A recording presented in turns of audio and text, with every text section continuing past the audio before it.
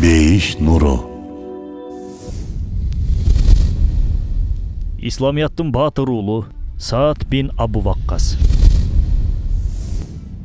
Исламиятка алгачкылардан келип, дин жолунда кан төккөн алгачкы жигит. Бейиш менен сүйүнчүлөнгөн сахабалардын акыркы өкүлү Саад бин Абу Ваккас жөнүндө айтып беребиз бүгүн. Негизи бейиш менен сүйүнчүлөнгөн 10 сахабанын өмүр баянын ушул жылдын тээ башында баштаган болчубуз. Ай айланып 10-чу сахаба жөнүндө эмгегибиз жылдын 10-чу айына туш келип олтурат. Баатырдыгы менен алдыга чыккан 4 сахабанын бири болгон Hazreti Саад боюнча видео материалыбыз азыркыдай жихадтын курч алган учурунда төп келүүсү да бекеринен эместир. Бедиузаман Саид Нурси дал келүүлөр Аллах алдында кабыл болгондуктун ишараты деп айтат.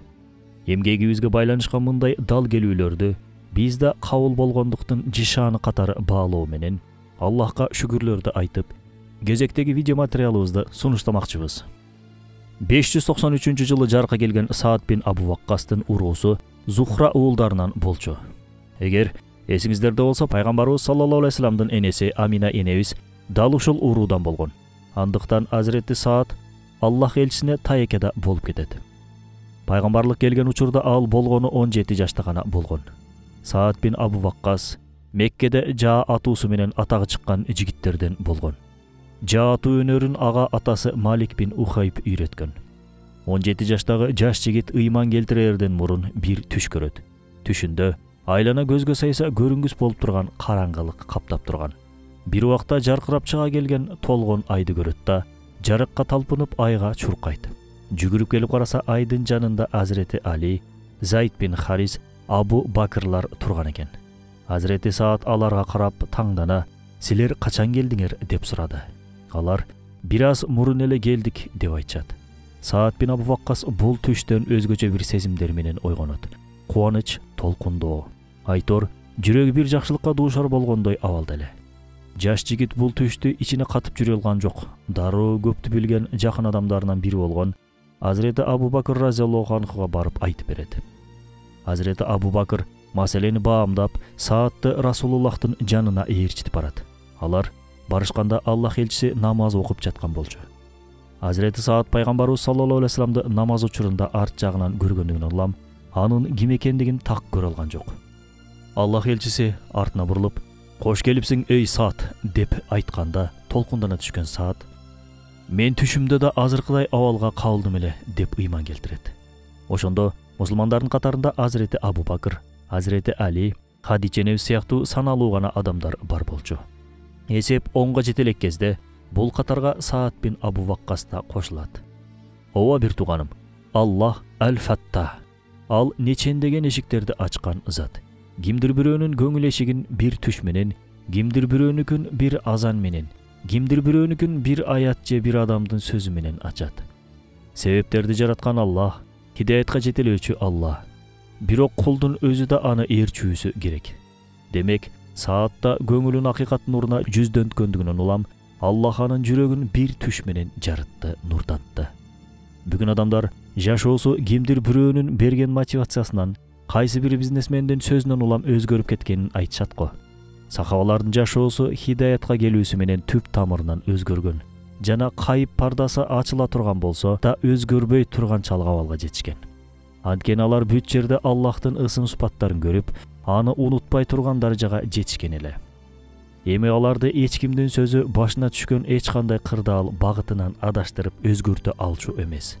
Алар хидаят нуру менен жашоосунда бир жолу өзгөрүштү, ошол бойдон өзгөргөн жок. Мындай өзгөрүштү жан дүйнөгө келген улуу төңкөрүштү жашырып жүрүү мүмкүн эмес эле.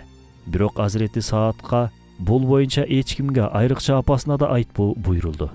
Көңүлдөгү ыйман нурун канчалык жашырууга мүмкүн болсо, Саад да ошончолук жашыра алды. Бирок ал бул акыйкаттарды жар салып кыйкыргысы келчү. Аны тыйган нерсе бир гана Аллах элчисинин эскертүүсү болчу. Үйүнө барганда үйдүн ар бурчундагы нурсуз путтар анын көңүлүн аябай сыгат болчу. Үй мурунгудай эс алдырып бейкуттук тартуулоочу жай эмес, кудум аны бууп жүрөк заада кыла турган жайга айланган эле. Hazreti Саад үчүн эми бул үйдө уктоодо, тамактанууда, жөн гана олтурууда азапка айланмай болду. Андыктан Азирети Саад үйдөн качып калган эле. Сааттын абалындагы өзгөрүүнү энеси дароо байкады. Анын ыйманга келгенин байкабай коюу үчүн баам парасатсыз аңкоо болуу керек эле чынында. Кана эле ошол эне уулунун акыйкатты тапканын, туура жолго келгендигин да энелик жүрөгү менен сезе койсо. Тилекке каршы андай болгон жок. Ага чейин Сааттын апасы уулун мактап бүтө алчу эмес. Эми болсо душман болуп турган болуп калды. Уулун туура жолдон кайтаруу үчүн ийри буйру ыкманын баарын жасап көрдү. Аягында Лат жана Уззанын атына ант ичемин. Эгер аталарыңдын динине кайтпасаң, ысык аптапка чыгып, экинчи рет жебеймин, ичпеймин, ошол аптапта жуунбастан өлүмүмдү күтөмүн.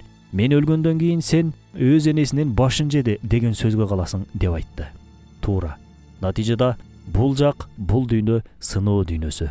Ыйман көтөрүлгөн сайын сыноо да бүтпөйт. Сыноо дагы да күчөп, дагы да татаалдашары бышык.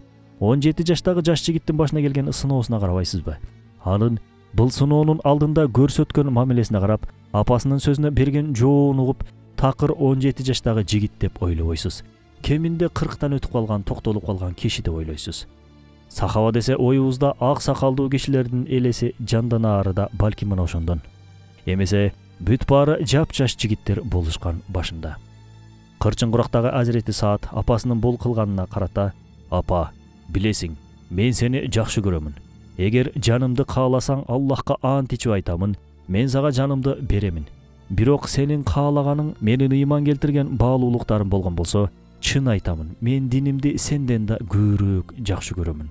Эгер 100 жаның болсо, ар бир жаның күн сайын менин көз алдымда кыйылса, Кудай үстүмдө турат, мен бул динден кайтпаймын" деп кесе айтты. Азирети Саад Аллахтын акысынан мурун эч бир акыны койбойт эле. Ал үчүн эң башта Аллахтын акысы, андан кийин башкаларынын акысы келет болчу. Саад бин Абу Ваккастын көрсөткөн мындай аракетин кубаттап, болгондо да 3 аят түшөт. Алар ушулар: "Биз инсанга ата-энесине жакшылык жасоону буйрудук. Эгер ал тууралуу сенде илим жок болсо да, алар мага шерик кошууга сени түрткүлөй башташса, анда аларга баш ийбегин." Дагы бир аят ушул: "Биз инсанга өз ата-энесине жакшылык кылууну буйрудук.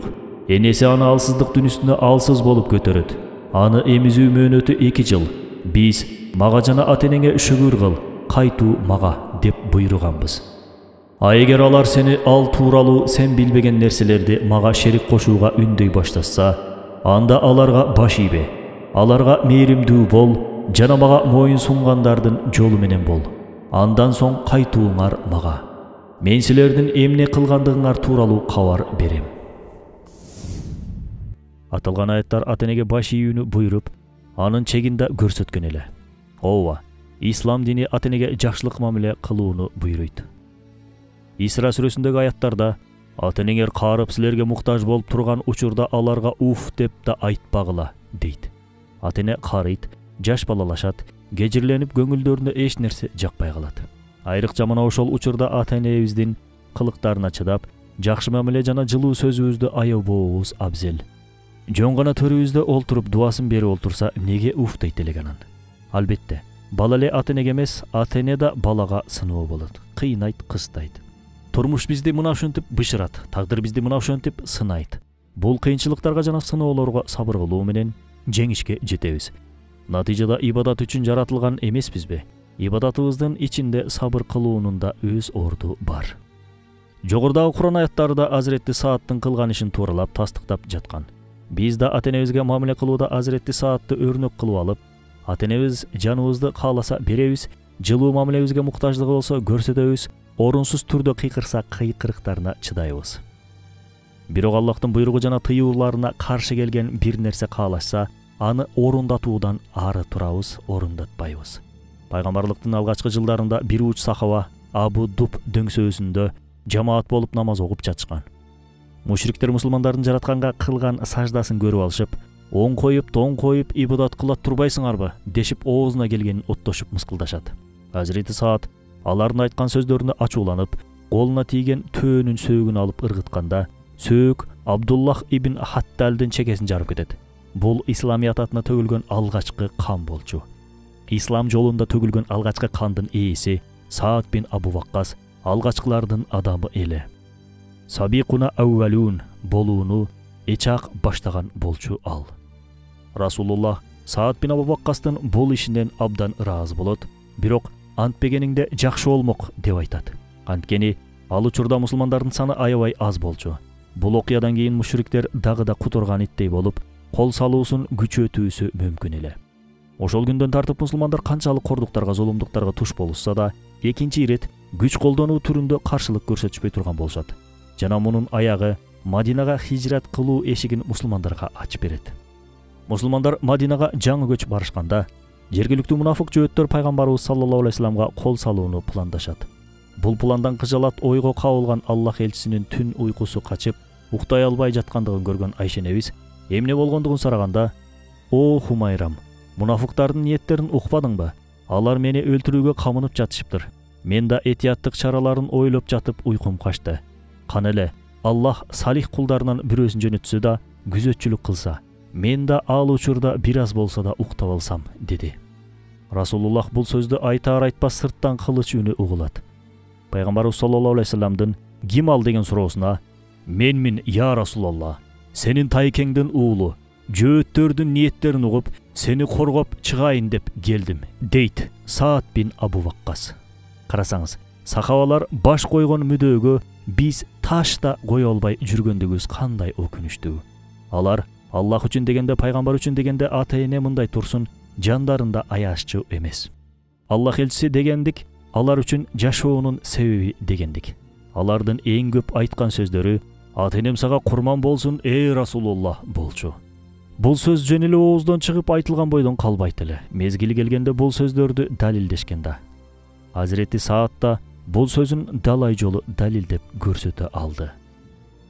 Анан да эң кызыгы, бул сөздү сахабалардын пайгамбарыбыз саллаллаху алейхи вассаламга айтуусу кадыресе көрүнүштөрдөн болчу. А бирок пайгамбарыбыз саллаллаху алейхи вассаламдын кайсыл бир сахабага бул сөздү айтуусу өтө чанда кезигишчү абал эле.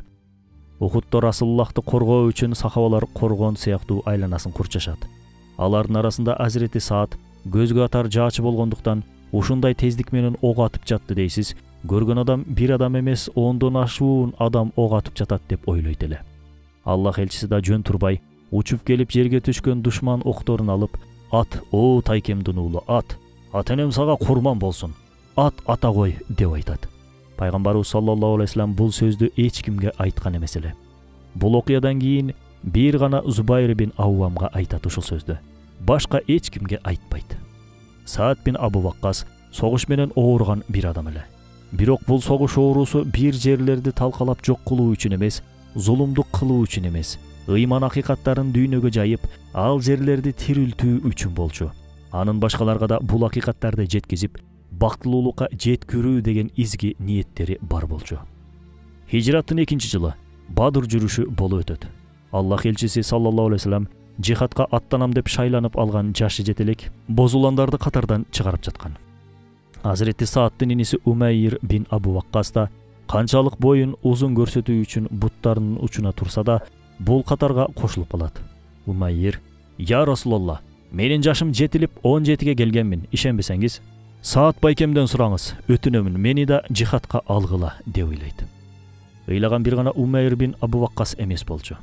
Абдуллах бин Умар баштаган бир топ жашы жетелек өспүрүмдөр бар эле. Энелеринин эмчегинен сүт ордуна жихадка жана шейиттикке болгон сүйүүнү эмген сыяктуу бул балдар ислам үчүн дегенде жандарын берүүгө шайма-шай турушкандыгы көздөрүнөн көрүнүп турчу. Эмесе бул бозуландар эмнеге ыйлап жатышты деп ойлойсуз? Базардан сатып ала албай калган оюнчуктарынабы? Тыйылып калган телефондоргобу? Ар бир адам, ар бир бала ыйлайт. Бирок эмнеге ыйлайт? Маселе мына ушунда жатат. Кыска бойлуу, узун бойлуу Умайр бин Абу Ваккаска Расулуллах Бадыр жүрүшүнө катышуусуна уруксат берет. Боюнун кыскалыгынан улам кылычын курчанса жерге сүдүрөлүп акыры жонуна илип алат. Ошондо да кылычтын учу жерге тийип, артынан өз изин калтырып кетип жатты. Шейиттик суусуна чаңкаган Умайр разияллаху анху бул согушта кыялына жетип, Бадырда шейит кеткен 14 сахабанын бири болот. Саад бин Абу Ваккас шейит болгон энесинин сөөгүн кучактап алып, "Дүйнөгө менден кийин келдиң, ыйманга менден кийин келдиң. Бирок шейиттикке менден эрте кеттиң. Аллах шейиттигиңди кабыл кылсын, эй менин иним" деп айтат. Азирети Саад инисин шейит кетирген Саид бин Асты өлтүрүп, кылычын жактырып өзүнө алган эле. Аллах элчиси аны көрүп, «Эй Саад, кой, ал кылычты өз ордуна кой», дейт. Анткени ал убакта согушта олжолор боюнча Аллахтын өкүмү түшө элек болчу. Андыктан ал кылычтын адал же арамдыгы бүдөмүк болуп турган. Карасаңыз, согуш болуп жатат эле дебейт. Азыр эле инисин жоготту да дебейт. Аллах элчиси ошол учурда да арам адалга, элдик мүлккө маани берүүнү көңүл сыртында калтырган жок. Мындай кылдат мамилеге азыр ушунчалык муктажбыз, элестете албайсыз. Бүт баарыбыз элдин мүлкү башка бирөөнүн акысы деген ойду пикирибизге, жүрөгүбүзгө сиңиришибиз керек. Айрыкча мамлекеттик кызматта иштегендер бул маселеде абдан кылдат болуусу зарыл. Бадырдан кайтышканда согушта түшкөн олжолордун өкүмү боюнча аят түшөт. Аятта: алар сенден олжолор жөнүндө сурашат. Олжолор Аллахка жана элчисине таандык. Эгер силер момун болсоңор, Аллахтан корккула, араңарды оңдогула, Аллахка жана анын элчисине баш ийгиле деп айткан, деп баяндалат. Пайгамбарыбыз саллаллаху алейхи вассалам эң жакыны болгонда бир курманы хаксыз жөндөн эле бир жерге берген эмес. Бирөөнүн акысын бирөөгө жедирчү эмес. Бирөөнүн акысын башка бирөөнүн уурдоосуна такыр ыраазы болчу эмес. Ал оорлук кылган кызым Фатима болсо, анын да колун кесмекмин деген бир зат. Курандын өкүмү белгилүү болгондон кийин Расулуллах жанагы кылычты Азирети Саадка олжо кылып берди. Бир күнү Саад бин Абу Ваккас Аллах элчисинин жанына барып: «Эй Расулуллах, мага да бир дуа кыл. Башка эч нерсе каалабаймын», дейт. Пайгамбарыбыз саллаллаху алейхи вассалам: «Кандай дуа кылайын?» деп сураганда, Азирети Саад Саадтын ар бир дуасын кабыл кыл деп дуа кыл деп өтүнөт. Расулуллах Азирети Саадтын сураган дуасын берет да артынан: «Эй Саад, Аллах сенин дуаларыңды кабыл кылуусу үчүн жеген ичкендериңе көңүл бур» деген насаатын берет. Бул эмне дегендик билесизби? Бир адамдын жеген ичкендеринде арам боло турчу болсо, аракеттеринде адал боло албайт, дуаларына жооп да ала албайт дегендик. Ушуну көп ойлонобуз, бизден да ушуну көп сурашат. Эмне үчүн дуаларым кабыл болбой жатышат дешип. Маселе, жеп ичкендерибизде болуусу мүмкүнбү? Арам менен жуурулган ооздан чыккан дуаны Аллах кантип кабыл кылсын? Эл арасында аябай ынсапсыз бир сөз бар. Жаш кары дебей бул сөздү айтып калышат. Жүзүмүнче багын сураба дешип, эгер ал жүзүм адал эмес жерден келсечи, уурдалып алынып бизге жедирүүгө берген болсочу. Бир жолу Азирети Абу Бакыр Рамазан учурунда ооз ачып жатып, алдына келген курмадан ойлонбостон шаша-буша алып ийет. Ал курманы алып келген кишиден курманын кантип келгенин сураганда, караңгылык доорунда бакшылык кылып тапкан акчасына сатып алганын айтат. Азирети Абу Бакыр ошол учурда колун кегиртегине тыгып, ошол жуткан курмасын чыгарып салган экен. Азирети Абу Бакыр бир аз ашырып ийген эмеспи деп сурай турган болсоңуз, жок, ашырып ийген эмес деп жооп беребиз. Эң туура кылган арам адал дебей алдыбызга коюлганды ылгабай жеген биз ашырып ийип жатабыз. Заманга шылтайбыз, хикматка шылтайбыз, арам адалдыгына карабай жеш үчүн дал бастаганыбыз дал бастаган. Чынында аттиң. Аллах элчисинин Саад бин Абу Ваккаска берген дуасынан кийин баарысы андан дуалууга ашыгып, анын каргышына калып калбоо үчүн тартынып турушчу. Себеби эми Азирети Саадтын дуалары кабыл боло турган дуалардан эле. Бир жолкусунда Саад бин Абу Ваккастын дуасын алуу үчүн Ухуд согушунун алдында Абдуллах бин Жахш келди. «Эй Саад, кел, салгылашуунун алдында экөөбүз бир дуа кылсак. Башта сен дуа кыласың, анан мен дуа кылам. Омин деймин. Анан мен дуа кыламын, сен да дуама омин деп айтасың», дейт. Азирети Абдуллахтын сунушуна макул болгон Азирети Саад ушинтип дуа кыла баштайт. «О Аллахым, бир аздан кийин согуш башталат. Менин алдыман күчтүү бир аскер чыгар. Анан мен аны жеңейин. Согуш олжосун алып Расулуллахка алып барайын. Ал мындан аябай кубансын. Анын кубанычын мен да жүрөгүмдө сезейин» дегенден кийин Абдуллах бин Жахш колун жайып: «О Аллахым, бир аздан кийин согуш башталат. Менин алдымдан да күчтүү бир аскер чыгар. Ал мени өлтүрсүн, бүт жеримди кескилесин. Сен кана денең деп сураганыңда, күнөөлөр менен кирленткен денемди Ухуд майданында калтырдым, сага алып келе албадым. Кафарат катары берейин, сен да кабыл кыл деп айтайын», дейт. Ушундай дуага «Омин» деш оңойбу, дей албайт башында.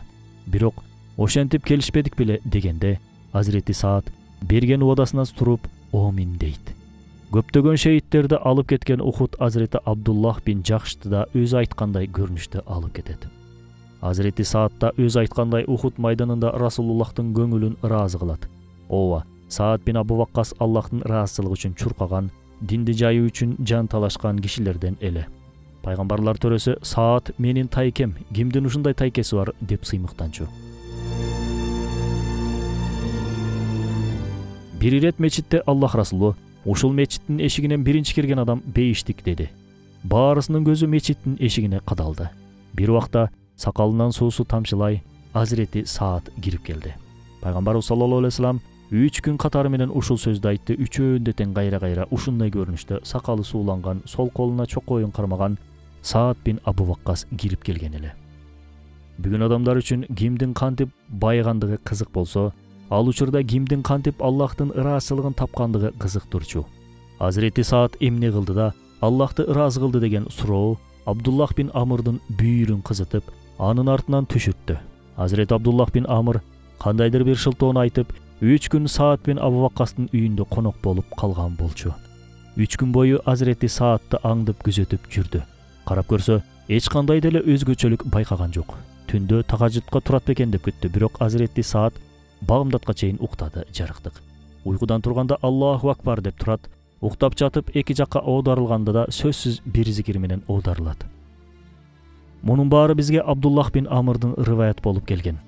Акыры Азирети Абдуллах Саад бин Абу Ваккаска келүү себебин ачыктап айтып, сенден эч кандай деле өзгөчөлүк байкаган жокмун, анда неге Расулуллах бейиштик деп айтты деп сурайт. Саад бин Абу Ваккас да бир саамга ойлонуп олтуруп ушундай илхам келет. Менин ичимде кайсы бир үммөткө карата бир кегим жок. Күн сайын жатаардан мурун баарысын кечирип жатам.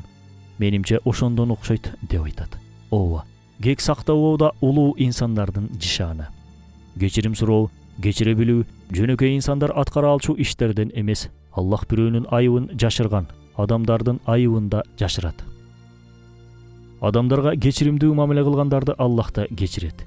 Биз болсо шашпай турсун, эртең көрсөтөм деп кегибизди ичибизде бышырып, бир күн сөзсүз сөз менен болсо да чагып өттөбүз. Азирет Умардын тушунда Сасанилер мусулмандарга каршы чоң бир ордо курушкан болчу. Сахабалар да аларга каршы кошуун курап, анын башында Саад бин Абу Ваккасты дайындашат. Азирет Умар: "Эй Саад, качкандардын артынан түшпөгүн. Кайсы динге таандык болсо болсун, дин адамдарын өлтүрбөгүн. Жаныбарлардын жанын кыйбагыла, аялдарга жана балдарга тийбегиле. Аллах элчисинин тайкесинин уулумун, досумун деп такыр көппөгүн. Аллахтын буйругуна баши жана Расулуллах бизге эмнени үйрөткөн болсо, барган жериңе да аны сөзсүз көрсөт" деп насаат берет. Кимдир бирөө бизге ушундай сөз айта турчу болсо, кантип жооп бермекпиз? Чоң ыктымалдуулук менен биз канчалаган согушка катыштык, сен кимге акыл үйрөтүп жатасың десек керек эле. Бирок халифа Умардын айткандарына жана Азирети Саадтын баш ийгендигине караңыз. Азирети Умар бул айткандары менен кылымдын артынан келген бизге да үн катууда. Кийинчерээк Азирети Саад баштаган армия Кадасияда душмандардын үстүнөн жеңишке жетишип, аларды Исфаханга чейин кууп чыгарышат. Саад бин Абу Ваккас Кадасия салгылашуусуна катышкан аскерлерге өзгөчө маани берчү.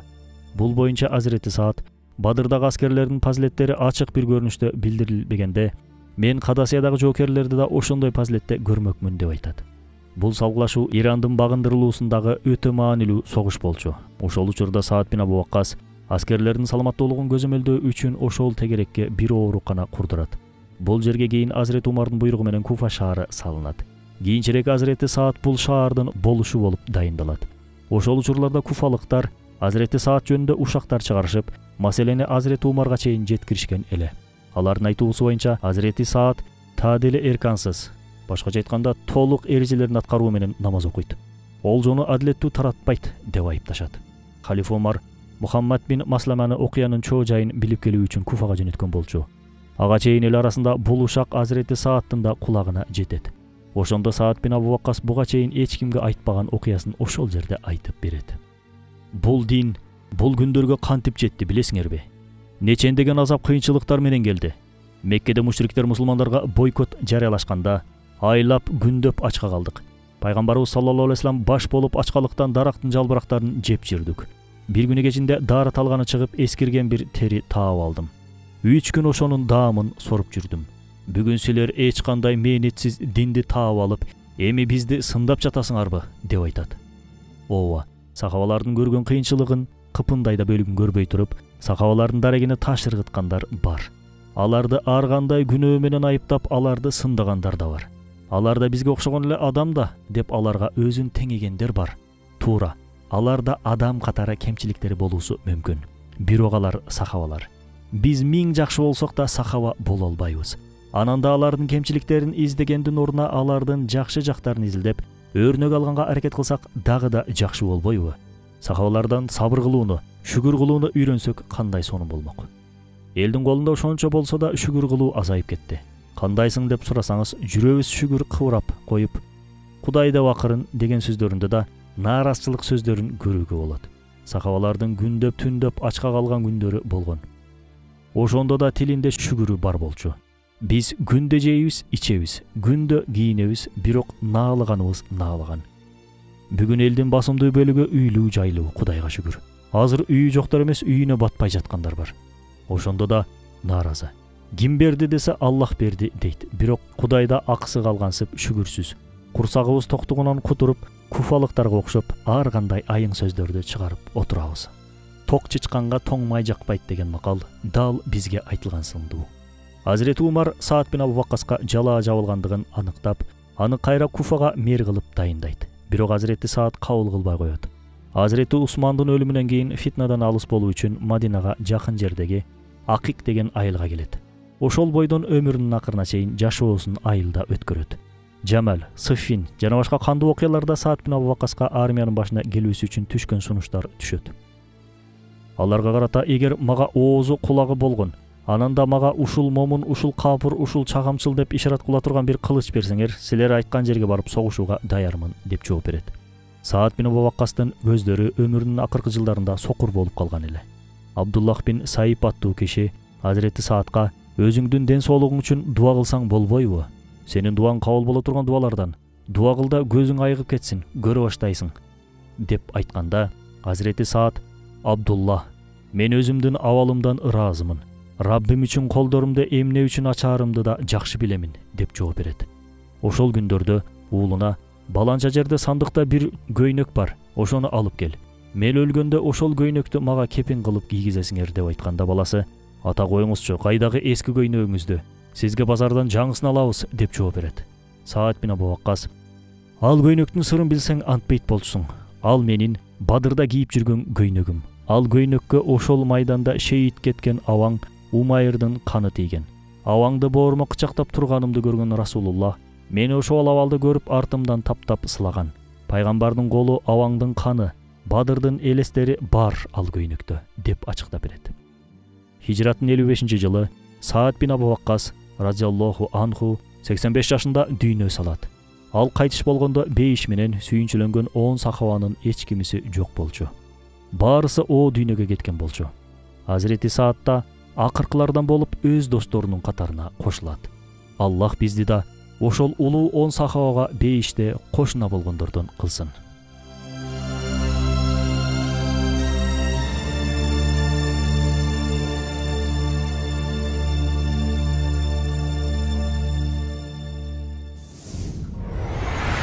Бейиш нуру.